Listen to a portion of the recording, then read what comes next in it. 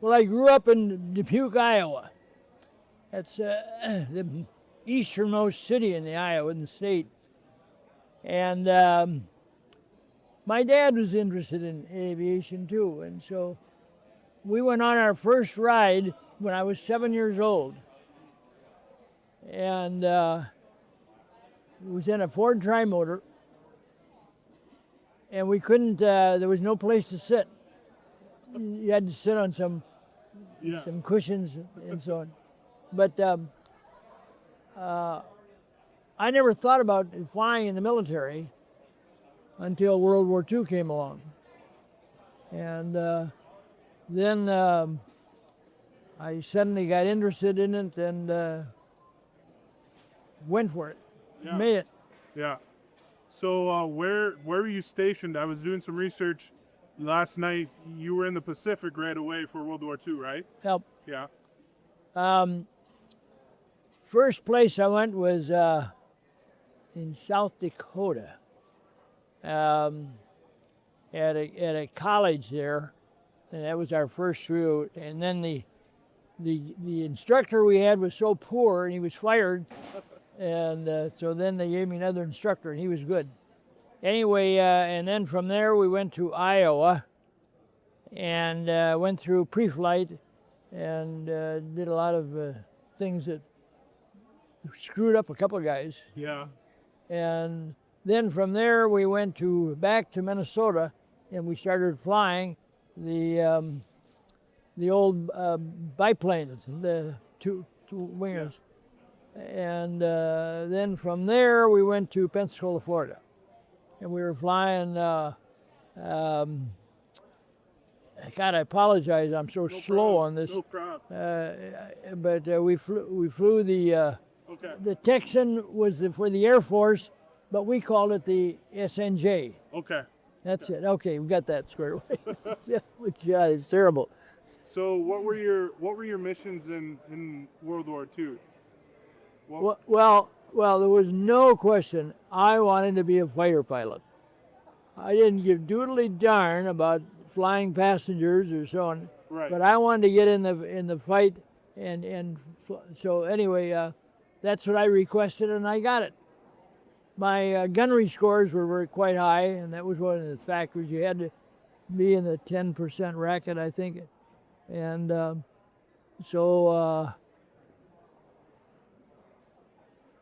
Pensacola, we were at Waiting Field, I think. And we flew there for... and they organized us in groups, and we were 7 of us together. And then we went from there, and we started flying fighters. What was your first fighter? Do you remember? Pardon? Do you remember your first aircraft, your fighter aircraft? Yeah, that was the first fighter aircraft. It was a terrible airplane. It was not good at all. And by comparison, some of we had later on, it was pretty good. And so then we went down, and we were flying out of Florida, and we were going 100 miles out to sea before we do any live firing. And it worked out very well. And so we were there for the better part of a year. From there, we went to heaven. We got into Corsairs. I was just going to ask, what's your relationship with the aircraft behind you? Oh, I'll tell you. That is the most beautiful airplane, one of the best ones to fly that was ever devised by mankind. It is just a fabulous airplane. Yeah. And so I feel I was very lucky to get. But the first time I saw a Corsair it was either in the Des Moines Register or the Dubuque Herald. There's a picture of the new one. And he said, this is the newest fighter that's coming out. And Joe, I just fell in love with it. And so then we went in, and we went from the East Coast to the West Coast. And that's where I got checked out on the Corsair. And I've been flying Corsairs ever since. So anyway. So I was reading about a certain mission that you had last night. Is it true that you always carried binoculars with you in your cockpit? Not always, Yeah. but if I know there's going to be certain things en route, I'll have the binoculars there. And boy, they paid off. I was going to say, do you remember that certain mission where, I forgot the details, but Oh, God. where you found some, I think some Japanese bombers on the ground or something like that? Yeah, we found a lot of, well, this was, when they came in with a sacrifice of the kamikazes. the divine, so they came in with that, and that's the thing we were worried about. Right. And we didn't really have good defense against it. We didn't know, and this is something new. And so they put one division, maybe it was two, I don't know, one or two divisions, each time to go after the kamikazes. That was your first goal, and it worked out okay. We got several of them. We missed a few too, and then later on, I even met a kamikaze pilot. Really? And we had a good time together. He was now a medical doctor. Oh, wow. Yeah. So he jumped from one to the other. Yeah. But anyway, so yeah, I'll tell you about that later. So what's the best part about flying an airplane? You said, you did it early on in your life, but what kind of draws you to getting in the cockpit? What's the feeling like when you're up there? Well, I'll tell you, I've always been a guy that likes to take chances.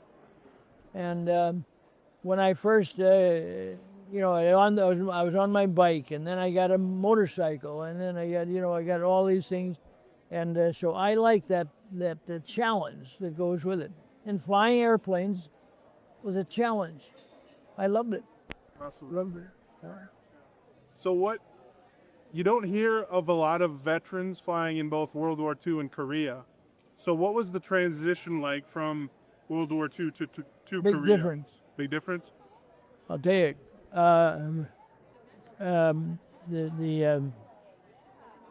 In Korea, it was much worse. The weather was against us. The geography was against us, and of course, the North Koreans were were about the cruelest people that you'll ever find on the earth. So between the two, the World War II was easier than Korea. So were you still flying Corsairs in Yep. Korea? Okay. Yep. Okay. Flew Corsairs all the time. All my combat has been in Corsairs. Yeah. Oh. Also, I saw you got the Distinguished Flying Cross. Oh, they handed out all Just kinds handed of them out stuff. to Everybody, everybody stick around. You get all kinds of junk coming on you. Yeah. I also read that in the early aircraft there wasn't electric start. So what was that like, transitioning and then getting the? But we use shotgun shells. Yeah, that's right. Yeah, that's right. And so we started Corsairs for the first year and a half with shotgun shells. Now they were special shotgun shells.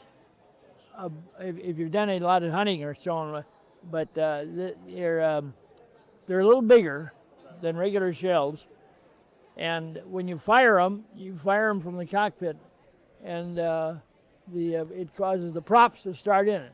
And once the prop starts and it goes far enough, then it'll grab hold. Oh, okay. And you hold your breath there until you've flown them. So that was the only thing we had right now that would do the starting. Right. So you talked about the Corsair and how you think it's the best aircraft of all time. Yeah. You said, No, Oh, I didn't sorry, say I that. shouldn't say that. The You liked best, it. the Made. best. Manufactured? No, Oh, it's the best fighter. fighter. Okay. You don't want to compare them to passenger planes because they're better passenger planes. Wouldn't you say P-51 was a pretty good fighter too? P-51 was a wonderful fighter. I never flew one, Okay. but I can tell you an interesting story about it. I got a phone call from a woman in Texas. I'm trying to think of the name of the place in Texas. Yeah. It was close to Austin. Anyway, she says Admiral Nimitz was from Texas, and we want to enlarge his museum in the place. Would you come down and be on several panels? Oh, I said I'd love it. So my wife and I went down there, and we spent a week and a half or 2 weeks, and it worked out very well. Now, the reason why this ties into it, one day they had 7 of us around a table, all pilots of different calibers, and a couple were the COs, a couple were the, so on. And this guy that was in charge of it, he said, now that we have 2 fighter pilots here, we're going to ask which one was the best airplane. See, we weren't ready for that at all. And so the guy, I remember Jim was the guy's first name. That was he was a one of these over here. Yeah. Anyway, he was at and with me. I didn't know how to answer it, but I said, if I was going to war tomorrow, I'd want to be in a Corsair. And Jim said, he says, if I was going to war, he never flown the Corsair. He said, if I was going to war tomorrow, I'd want to be in the Corsair also. I couldn't believe it. Here's a guy, he had flown, flown it. So anyway, when we were off to our side, I said, Jim, you really surprised the daylights out of me. God, hear you all the time you've got in that P-51, it's a good airplane. And he said, yeah, but he says, I read everything that the Corsair has ever put out. We can't get close to it. So anyway, that's the way that it was. Yeah. That was sort of an interesting thing. Interesting. How strong it is. How right it is. Right. Oh, I can't remember his name. I have it written down at home, but I can't remember his name. You might know him if you. Jim, you say? Yeah, Jim was his first name. I remember that, but I can't remember the last one, and that's the one that's important. Yep. So did you have a lot of buddies over there flying? You lose anybody? Probably. Oh yeah. Yeah. Yeah, we lost a few, and a couple of very good pilots too. That's what war is. Yep. You're gonna lose people that you. Did you ever lose faith in what you guys were doing? Nope. I think we're very good. We made some mistakes. A lot of mistakes were made in the your plane and that plane, and mistakes made. But we did the best we could in that time period. We suckers went over there. We had one guy I remember had 12 hours flying time. I was doing pretty good. I had 70 some hours. I think it was 70. Anyway, so we never had time. Yeah. It was from the time that we got our okay, that we were okay for combat, it was a matter of a couple of days. And I went home and said hello to the folks, and that was just about the way it went. Okay. There's not a lot of you guys hanging around anymore. What do you think? What would you want your guys' legacy to be? How do you guys want to be remembered? Well, I don't think there's any one way you can remember, but every guy that sacrificed something to go to war, I think they have to realize that there's a big sacrifice there. No matter what war you were in, no matter what your job was. One guy I remember was working on one of our planes one night, and I just went over and said a few things to him, and he started to cry. And he said he wanted to get into something that he could really feel good at. He didn't believe he was doing anything but working on airplanes. So anyway, I told him, well, I said, you're doing a very good job here for some people like me. So it's but anyway, go ahead. The best and worst parts of The best and worst parts of what? the war. You're flying. Oh. You're flying in general. Yeah. Oh, here's one thing you might. I told you that I had met one of the kamikaze pilots. He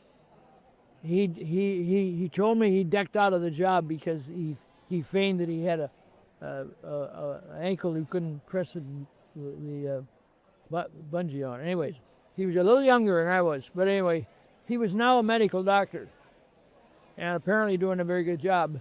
But he loved to sing. Found that out right away. Well, I just like to sing too. I'm a lousy singer, but I still like.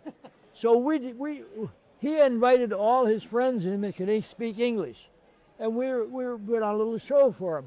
He said, he said the very best thing that you people ever did, talking about, he could speak very good English, by the way.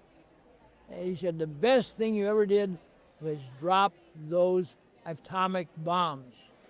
He said if you wouldn't have done that, he said I wouldn't be here, you wouldn't be here, we'd all be wiped out. So it was very thoughtful. He says you can thank your president for doing that. You want it's from me, but he was very sincere about that. And that was a guy that was going to be a kamikaze. He was a kamikaze pilot. He'd been put in that group. He didn't want to be, but he went there, and he got out of it by faking it. He had something wrong with his leg. Anyway, I think it was ankle, and Was that the guy you shot his wingman down you were in a dogfight with? Was that the guy who was flying the Nick? oh no, that was entirely different situation. What's that situation? What? That sounds like an interesting situation. Oh, the one. Oh, what you starting about? Yeah. Well, we were on a mission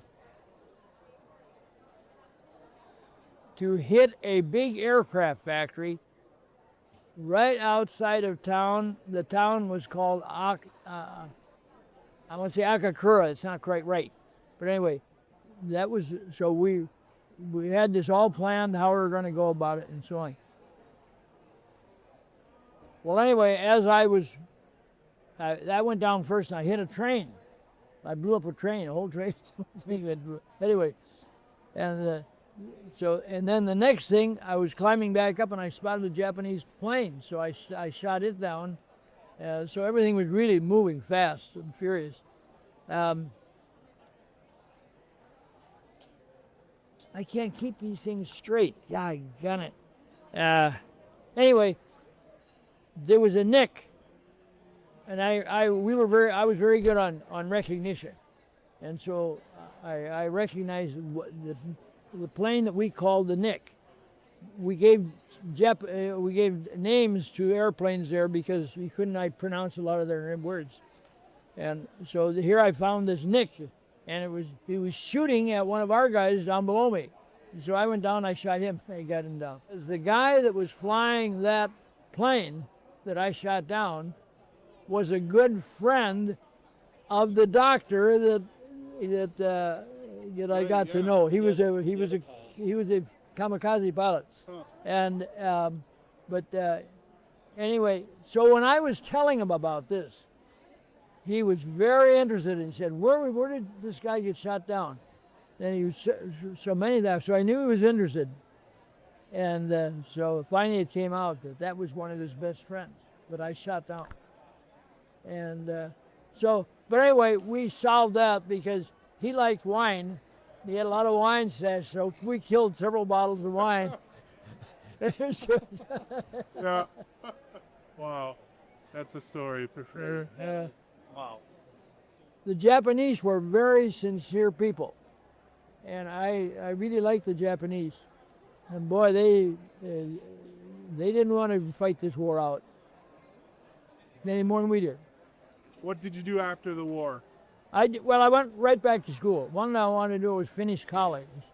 I had only had 1 year in, and so I went back and finished college at Iowa State. And that was good. So I finished school, and then the Marine Corps offered me a full-time job, but I did not want a full-time military job. It just wasn't geared for it. I like the Marine Corps, but not that much. Anything you want to fire, something comes to mind, I go ahead and ask you. And I feel sorry my memory is so poor, but That's no problem. So with Korea, she's saying that you experienced some nightmares about stuff. well, I don't know whether I should say this or not. Well, that's up to you. You don't have to. I tell you what, don't put it in print. Okay, sounds good. And the reason is there's some pretty strong feelings on Right. First of all, we're dealing in weather minus 20 and 30 degrees. We could hardly get these things started. One morning, two of us, Bill Holden was his name, and I got both of ours started. We were the only two that could start them. So I started to taxi out, and I called the tower and told him, "Oh, good." Says there's a big batch of them that have just been taken off the train, and they're coming down to finish off the 1st Marine Division. Well, I'd been involved with the 1st Marine Division, and I didn't like that. So anyway, we went up and we found out where they were. They were getting off, and they were walking right down the road. Well, so we just went down with our planes. We got down. I was within 6 feet of the ground. We were that low, and we were shooting our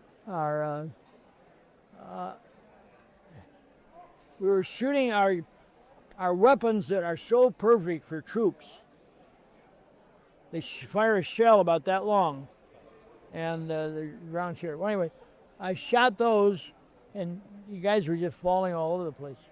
One guy even got knocked, and he came right up on the wing of the airplane.